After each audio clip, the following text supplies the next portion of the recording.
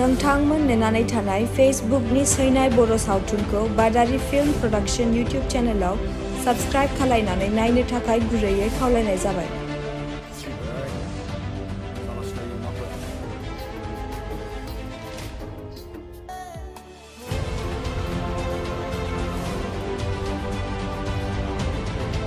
दुलाराय बर' फरायसा आफादा थांनाय गोलाव समनिफ्रायनो सोलोंथाइजों लोगोसे जोलुर बादायनायखौबो होबोबाय थादों।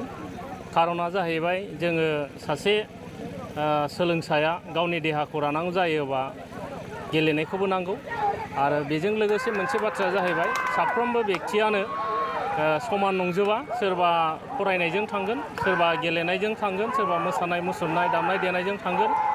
बे नोजोरखौ लानानैनो दुलाराय बर' फरायसा आफादा गासिबो थाखोनि मानसिखौ गोजौआव दावखोनो हानाय बायदि जायफ्रा गेलेनाय फारसे रोंगौथि गोनां, गेलेनायाव जाहाथे रोंगौथि जायो बेनि थाखाय दुलाराय बर' फरायसा आफादा थांनाय समाव गेलेनायखौ होबोदों।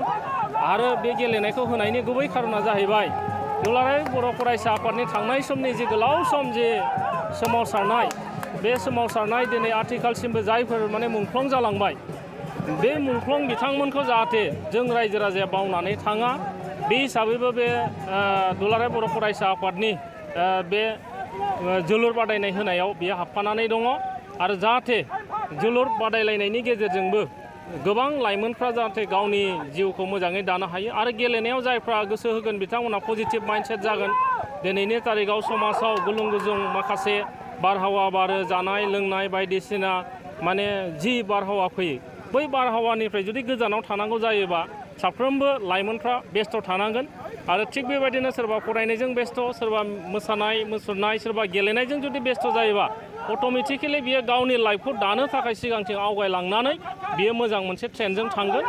बे नोजोरखौ लानानैनो सिगांनिफ्रायनो दुलाराय बर' फरायसा आफादाबो होबोखादों आरो आंनि जे आंनि मदआबो आं बेखौनो मोनदांनो हादों। दिनैनि तारिखाव आङो दिनै बे जोलुर बादायलायनायजों लोगोसे जे मोनसे आथिखाल थासारिखौ आं बेखौनो जोंनि लाइमोनफोरखौ गंलायै खावलायगोन जे दिनैनि थासारिया जाहैबाय मोनसे जौगानाय बादायलायनायनि सम।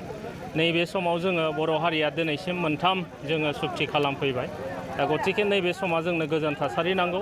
गोजोन थासारि मोनोबा जोङो जोंनि जौगानायखौ जोङो लांनो हागोन आरो साफ्रोमबो बेक्तियानो गाव गावबागाव जौगानायखौ लांनो हागोन। ओंखायनो आं गंलायै खावलायगोन साफ्रोमबो लाइमोन नोंथांमोनखौ, नोंथांमोनाबो गाव गावनि लाइफखौ जौगानाय फारसे आवगायबोदो। आरो ओंखायनो दिनैनि नैबे समा जे हाथियार लानानै फिन खेबसेबाव माबा मोनसे खामानि मावनायनि सम नंथ'वा, बेखौ जोङो नुनो मोन्दों।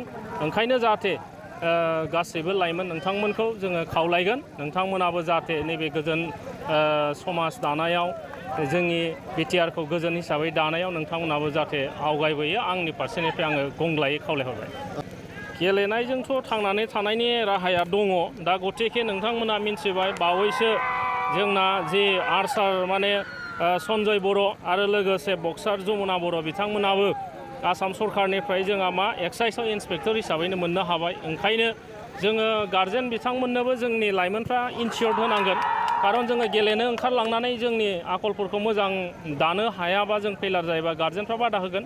दा ओंखायनो जों लाइमोनफ्राबो गाव गावखौ थिग खायोबा इयुननि समावहाय गार्जेनफ्राबो निस्सय बादा होनाय नङा। बथ साइड गार्जेन आरो जों लाइमोनफोरनि गेजेराव मोनसे मोजां आन्डारस्टेन्डिं आरो आखल दालायनायाव फैनांगोन आरो।